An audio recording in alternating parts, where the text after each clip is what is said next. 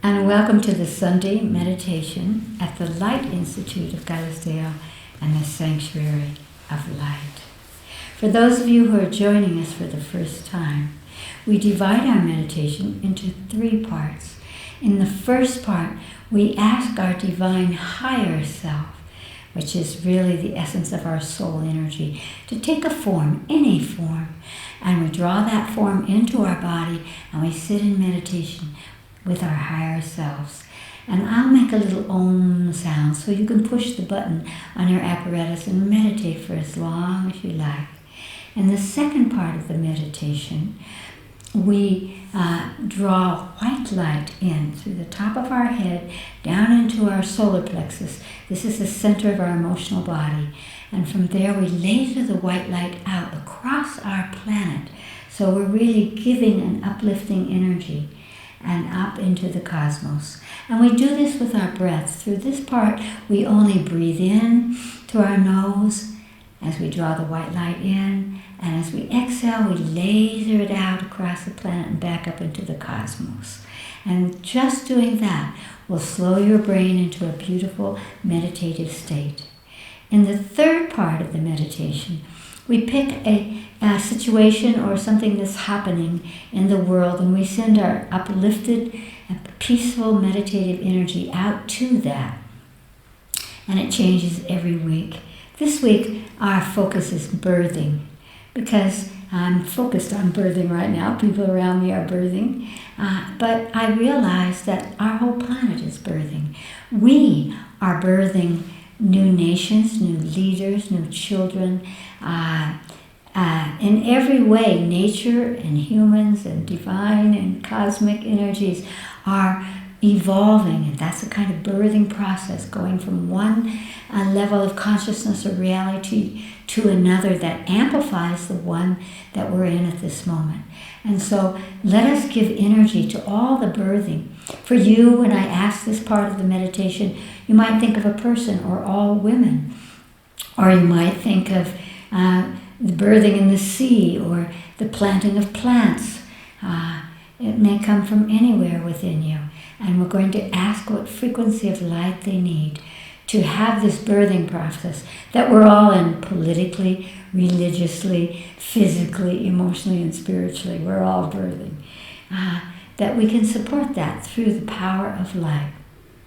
So we'll begin with a couple of breaths so that we're ready for that part of radiating out. Close your eyes. Breathe in through your nose. Hold at the top, and now exhale so slowly through your mouth.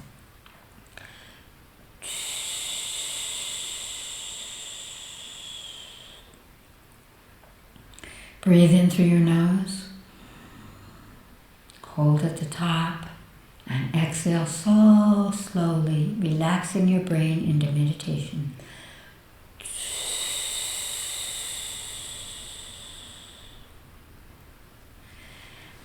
Your higher self. It's the intuitive essence of your soul, your own inner voice, to take a form. It could be a dawn, a star, a being, a light, a tree, an animal, an equation. Ask your higher self to take form now.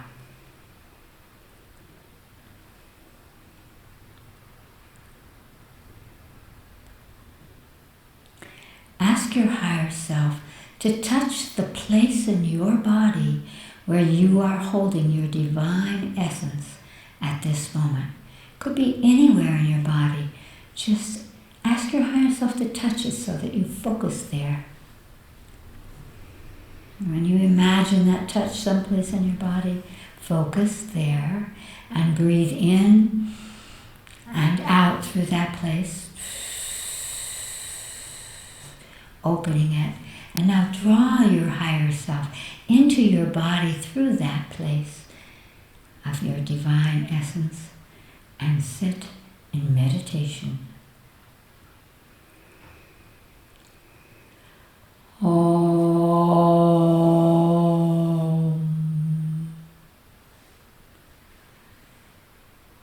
Reach up into the cosmos and pull down, magnetize to you a beam of pure white light down through the top of your head, coming down through your heart into your stomach, your solar plexus, and from there laser the white light out from you. Feel yourself beaming it across our planet and back up into the sky, and breathe in.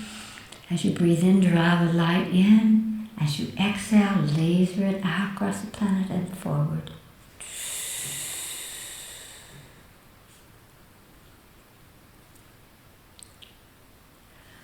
Oh.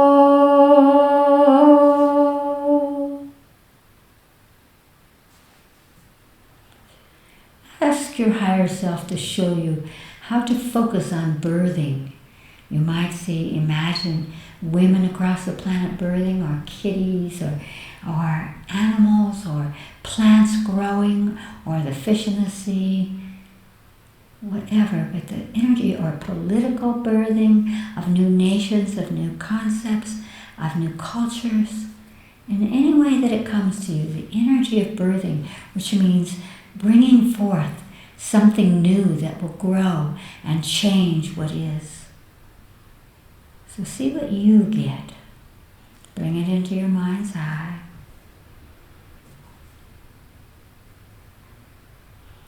And now ask what color it needs to birth well, to bring something, whether life or a way of living, whatever it is, to birth it, to bring it well into our reality. And see what color comes into your consciousness. Again, reach up into the cosmos and pull exactly that color, that frequency of light, down through the top of your head, down into your solar plexus, and from there laser it out to whatever the focus of birthing has been for you. And just allow that to stream down through you, that color, through you and out into the birthing. And just keep bringing the light in and extending it to the birthing. And as you do this in your meditation, you may change from one birthing reality to another. And so you may change the frequency or the color as well. But keep sending the light, cosmic light of communication, of reality, into the birthing. Do it now.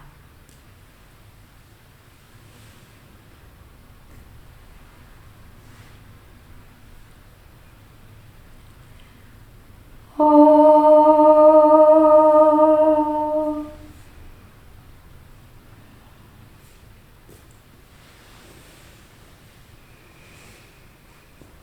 Take a deep breath into your body and open your eyes. When we focus on birthing, it helps us to focus on a sense of purpose, belonging, wonderment, possibilities. So it's a great theme.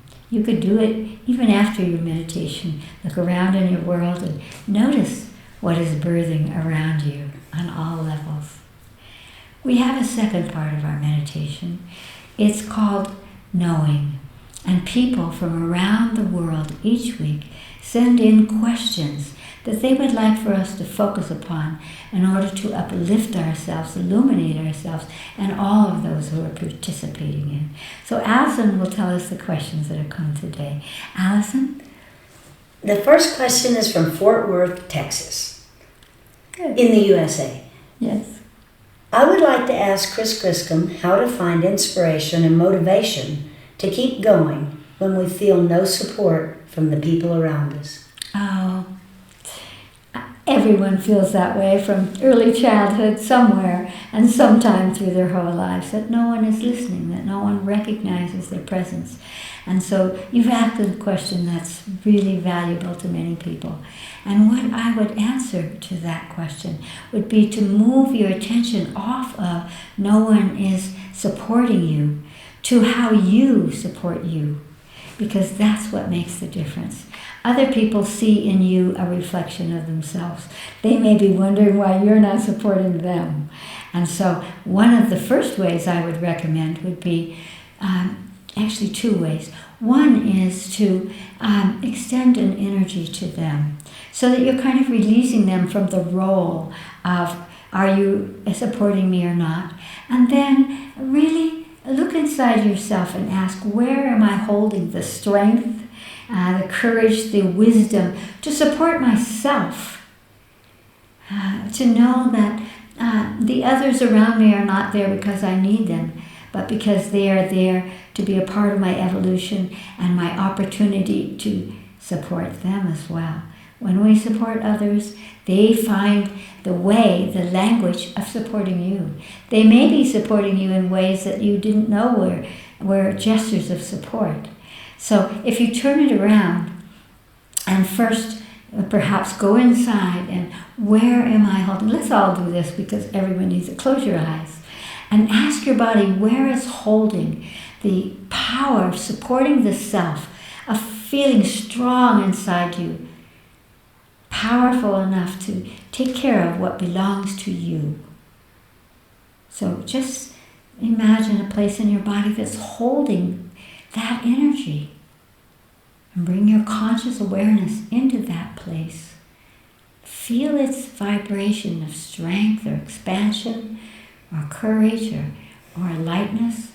And imagine that you could prick it open and let that energy of self-support flow through the trillions of cells of your body, creating that awareness that you support you because of who you are and because of your purpose in this lifetime.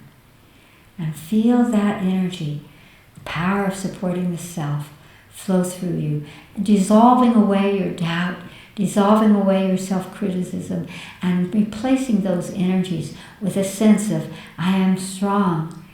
I need only the support of my higher self. And that's the second key.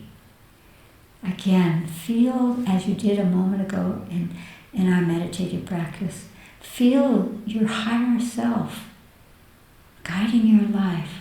Your higher self is always with you because it's a part of you. It's your divine essence. And that's the support that will allow you to evolve, to be happy and safe and true to you. So feel that energy in you. Let it flow through you and radiate out, because when you radiate out a sense of I support myself, people will pick that up and support themselves. And then again, the second part is looking out to whom you need to support and give that energy of support to them. My higher self says, whatever you want, give that, and it will come back to you. Open your eyes. Blessings. Allison? The second question is from Sydney, Australia. Chris, what is the best way to communicate when words don't work? I'm noticing that no one really listens anymore to anything anyone is saying. Sydney, that's universal as well. These questions kind of dovetail into each other in actuality. People don't listen to other people because they're so anxious about if someone would listen to them. So they're repeating, they're going over what they would say or what they can prove is true. They're in a defense mode, in a survival mode. And that's why they can't hear you, because they're busy trying to be ready for anything that you might say so that they would survive an argument or who is the smartest or whatever that is. And so one of the keys in that is to actually ask them something that's important to them. Take them off that survival chatter, that defensive chatter, and have a conversation. Say something to them that allows them to say what's true for them. What do you think about this? Or how do you feel about that? Or what's happening? Something that allows them to speak. And once someone has had a moment to do their own chatter, and you are listening to them, that creates an opening for a profound conversation, a meaningful conversation between the two of you. So listening to someone else and giving them a key, giving them permission to talk. Even if it's about the weather, it doesn't matter. When they get a chance to focus on the outside because you're listening to them, it reduces that inner chatter that keeps them from being able to listen to you. Once they have done that, it'll be much easier for them to listen to you. But remember that you might begin to listen to yourself in ways that will help you to finesse and polish the way you communicate. That when you're communicating something, you're not just thrusting that idea out or your belief system or whatever it is, but that you speak in a way that is actually communicative. And the last thing I would say to you is, again, as we were saying a moment ago, don't worry if no one's listening. Listen to you. And that makes a difference. That's what's really important. And then you'll be peaceful enough to be able to listen to someone else. Instead of you hear the first few words and right away you have to figure out the answer. You don't have to answer. You don't have to prove to them anything. You only need to be the one that supports the power of communication. Oh, and then my higher self is saying that, so there we're dealing with how we polish words. There's another way to communicate with people. It's the most powerful way. And it actually will often quiet their chattering, which is to send them light. As we did in our first part of the meditation. You can be listening to them or watching them talk and think inside your head, what color do you need from me at this moment to be your best person, or to communicate with me, or whatever you want to add to that. And then always never take it from you. And you can do this while you're chattering with them. Reach up into the cosmos, pull down that color that they asked for into your solar plexus and send that color to them. You will be amazed at how psychically they're aware of that and how they'll pick that up and it'll shift their conversation. So again, words are powerful. And if you help them to choose words that you can then enter into a communication with them that makes them feel safe, you will feel safe and your conversations will be good. But you can go deeper because light is the true conversation. It's the true language of life. And so if you begin to use those kind of energies, it will change the way you engage with people that just can't listen to anybody. It's fun. Try it out. Allison? The last question is from Belmopan, Beliz. Beliz.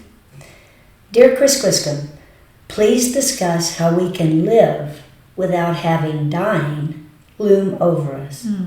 I think about this all the time, that there will be an end to this beautiful life. Wow.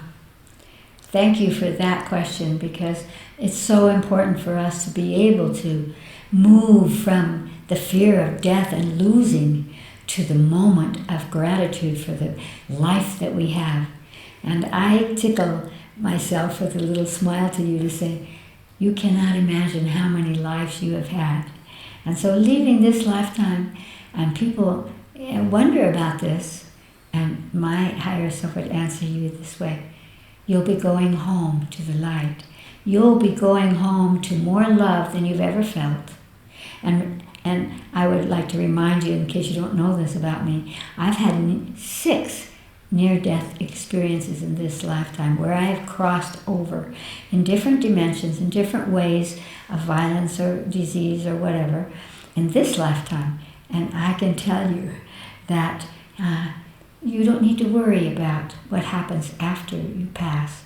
When you drop this costume that you're wearing your body, you will feel and recognize and return to energies of light dimensions that embrace your soul, not just the character that you have utilized in order to evolve in this lifetime.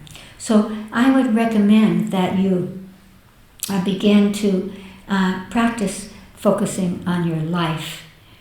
Spend more time outside.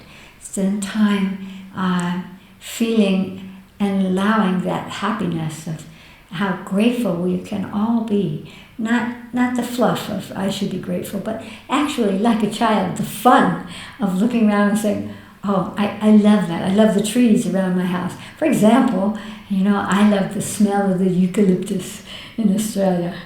It brings me joy.